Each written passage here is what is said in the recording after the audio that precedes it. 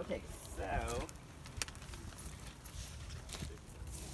first of all, let's do our safety training. Gloves. Okay, so remember, we don't know what's in the soil, right? Like, you might have been growing in it for 25 years. You might be wanting to grow in it next year, you know? I realize that, you know, you all might be interacting with the soil on a daily basis, but for the purposes of collecting your soil samples, please follow these safety instructions, even if it's your garden and you are always out there not wearing scary black gloves. I just, you know, humor me here, and please follow these safety instructions. So point one is, remember, you don't know what's in your soil. That's why you're here, and that's why you're gonna get it tested. Point two, we have a great example here. Children should not touch the soil or be in the area while you're collecting your samples. But I'm very glad that we have children attending the workshop. That's totally awesome. I hope you don't fight it. That's exactly what she was doing. And then point number 3 here is to only work with moist soil so that you don't make any soil dust, because in terms of lead getting in our bodies, we're worried about lead on our, you know, eating lead, basically eating soil that's on our hands, eating that, or breathing in the dust. So this soil, you know, we have been blessed with so much rain lately, and the soil here is dry on the surface, but I actually just dug a hole and it's basically wet. It's just like the top millimeter that's dry, so this would be okay. But if you do find that the soil for some reason is actually dry, then it's super important to wet it down. Yeah, exactly, moisten it the day before you go to collect your samples. Also, that's going to make it a lot easier to collect your samples because it will probably be really hard if it's dry. In the previous workshop, somebody actually collected samples from their basement, which is probably not where they were going to grow food. But that soil, it might have been under a porch or something. But anyway, that soil I think was probably pretty dry, so that would have been a good time to moisten the soil. If you do find yourself in a situation where you're generating dust, it's better to moisten the soil than to wear a dust mask, although a dust mask could help too. So then also, safety point number 4, while you're collecting the samples, don't touch the soil with your bare hands. I will provide you with some gloves. So take several pairs of gloves when you're picking up your sample bag. They're small, medium, and larges. Awesome. So yeah, don't touch the soil with your bare hands. And then when you're all done, just wash your hands really well, including your wrists. And then point number 5, so then when you're done testing, just make sure that the soil is knocked off your shoes. You don't want to track that soil into your house or into your vehicle. And then I realize this sounds really funny if you're gardening already, you know, regularly, but you would want to then change your clothes and wash them separately. You know, change the clothes that you wear while you're sampling the soil and wash them separately. Wow. And then lastly, point number 7, so you're going to collect soil into some gallon bags, and you should assume that the outside of the bag is dirty with soil that might be polluted. So then I'm also going to give you, all of your bags are going to be together in a white plastic bag, and that white plastic bag should stay clean. So then you'll put your dirty bags into the clean bag, and then that way you can bring your samples back here to Spiral in 2 weeks, all contained in this clean bag. Unfortunately, those bags seem to be somewhat poor quality, so I apologize for that. Thank you for bringing all the stuff we need. Yes, Well, this is all part of the grant, wasn't it? it is part of the grant, so thank you to the Foundation for Food and Agriculture. Right on. I don't know anything about their political affiliation, but they're funding this. Yay. Okay, so does anybody have any questions about safety before we go on to the demo? All right. Thank you for paying There's attention. one This lady. is not a Oh, question yes. about safety. I'm wondering if I can film the demo. Yeah, sure. I'm actually totally doing that right now. Yeah, is it- Or I could share You it. can share it? Yeah, I would love Then to that's even share better. it. Thank you. Oh yeah, can you share it with me? Yep.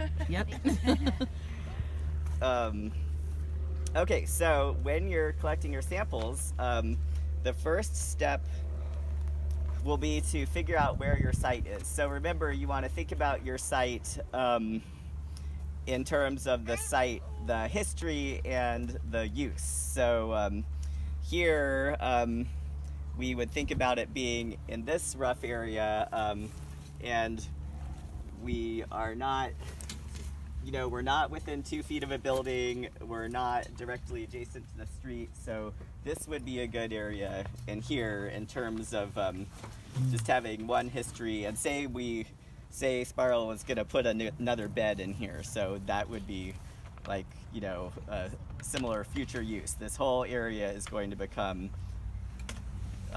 one future garden bed. So then you would make a rough sketch here, so we would draw, like the outside of this raised bed and draw our area and like maybe make an arrow to the building over there. Say there's a building roughly 12 feet away. And then you will figure out a way to, remember we want to dig 30 holes and take our subsamples from each of those 30 holes. So you want to figure out a way to divide your area into about 30 equally sized, a grid of 30 squares.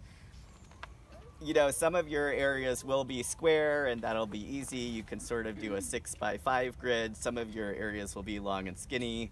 Some of them might be, more creative shapes. So just figure out some way to divide it into 30 sub areas that are about equally sized. I'm not going to demonstrate that here, but basically you could, just sort of, basically at this point you could spend a lot of time, or you could just sort of guesstimate and move on. I would suggest to guesstimate and move on to collecting your soils. So, you don't need to get out the tape measure and make sure everything is exactly equally sized. I do have some flags, but you probably won't use flags. So you might just sort of like casually count off the number of steps like that, and then just figure out a way to maybe have like 10 rows of 3 or 6 rows of 5 or something like that. And then you would mark that grid on your map here. And so then step number 3, to collect your samples, you are going to dig a hole 6 inches deep, and hopefully you'll be able to use a trowel or a shovel because the soil is still pretty wet. Hopefully it'll be soft enough that you won't have to go to more extreme measures like using a pickaxe. I've done plenty of sampling with a pickaxe, but it's a lot easier to use a trowel. So in this case, I happen to know that my trowel is 6 inches long. So that's a super convenient way to know that you're going 6 inches deep. Otherwise, maybe you can just have a ruler or just mark 6 inches on a stick just somehow, because remember, we want to be as uniform as possible here. You want everything from all 30 of your holes to be the same. Okay, so I am going to dig the hole here.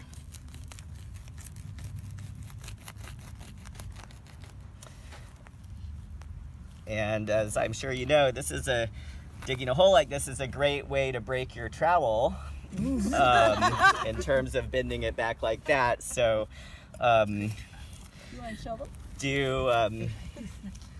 do be careful with your tools.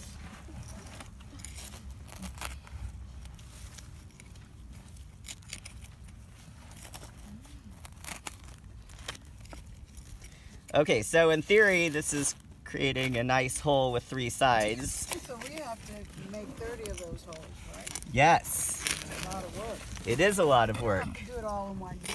No, you do not have to do it all in one day. Great question.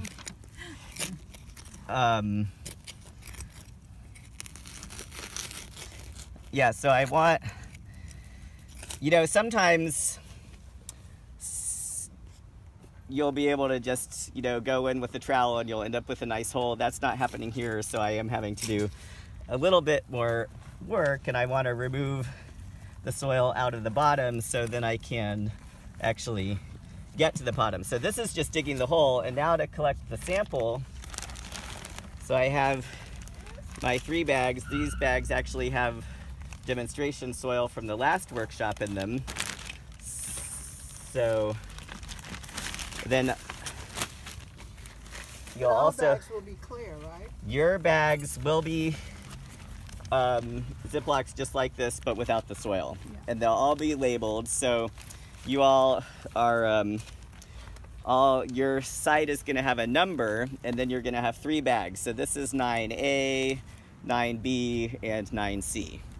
So from each hole, you're going to put 1 spoonful into each bag. Now I apologize, some of the spoons that you have are the budget grade spoons, so they will also bend back over time, so it's good when you're taking your spoonful, it's good to just hold the base of the spoon and not just the handle. And then if you all can come in close here to actually look at this.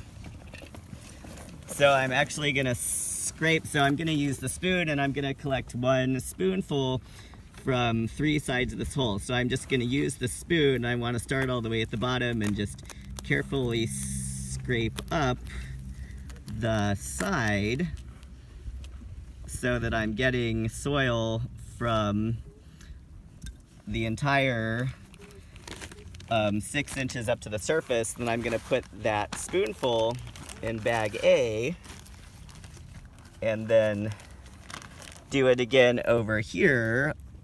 So I moved over, so I did A there, I'm gonna do B over here. And you wanna make sure that the soil going into the spoon doesn't knock the rest of the soil off the spoon. And then, so if this was at 6, if I took A at 6 o'clock, then I maybe took B at 4:30, and then I'm gonna take C up here at 2 o'clock.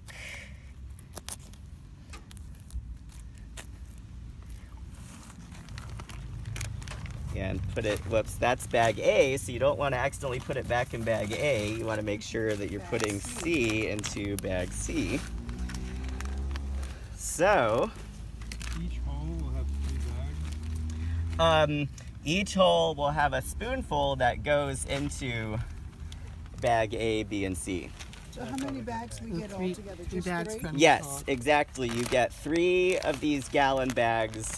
From all those 30 holes that we're Yes. collecting. And ideally, you will end up filling this gallon bag about half full of soil. From all 30 holes? Yes, all 30 holes. One spoonful from all 30 holes.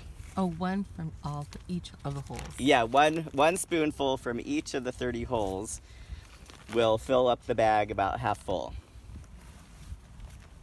So not 3 from each hole? Each of the 30 holes? Oh, well, 1 into each bag, yes. So, So each, One each hole will spoonful. have 3 separate, you're taking from 3 sides of each hole. yes. Oh, so, okay. Yeah, so it's kind of like I have side A of the hole, side B of Yes. the hole, and side C of the hole. Got it. So each 30 holes have to have that kind of format. Yes. Yes. Oh. So by the time we collect from all 3 of them, we have like a half bag full of, all 30 of the holes have like a half bag of soil Yeah. on each sides of those holes. Exactly. Oh. Okay, so what if you're trying to sample from raised Nom beds nom. as well as native soils? Right. Yes. So, Good question. yes. Yeah, the raised beds would be separate than the native soil, so you would have to choose, or for the purposes here, Okay. you know, You can test 3 bags from each person. Is that? yeah, and each bag, each set of the 3 bags should be from one area. Like for this workshop, I can test, you know, either your native soil or your raised bed. Okay. Yeah, and then, you know, if you wanted to also test the other one, then you can send it in Okay, got it. yourself. Okay. And pay for it yourself. Yes. And which company were you, besides University of Massachusetts, was there a more local company that you used? I don't use a local lab for the metals. I send them to a lab in Ohio, Brookside Labs, which for the general public rate, that would be $15 per sample to test for lead. So that's Brookside Lab in Ohio? Yes. That's on the sheet, isn't it? Because you have a lab down there where you're going to send the sample. Yes. On one of the sheets. I noticed. Yes. That's the one you're talking about? Yes, it's right here on number 8, Brookside Labs. So you can look them up on the internet. Oh, Yeah. Are there not good labs locally for lead? There are. There aren't, as far as I know, the labs locally do metals by as a group of several. So this is a lab that I've worked with for a while that will just do lead. But a local lab used to be called, it's a lab in West Berkeley. It used to be called Curtis and Tompkins. Now it's called Enthalpy. And they are local. You don't have to ship. You can just drop the samples off there. I'm not sure what their current pricing is, but they are also on the internet.